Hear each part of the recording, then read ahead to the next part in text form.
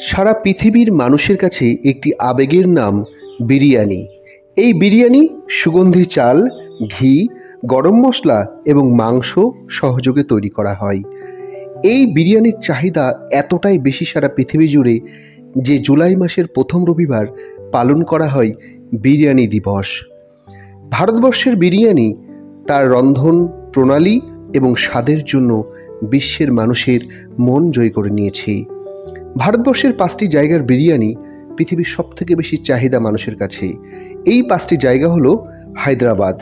হায়দ্রাবাদের বিরিয়ানির একটা আলাদা নিজস্বতা রয়েছে, যা অন্যরকম দাবি রাখে বিরিয়ানির জগতেই।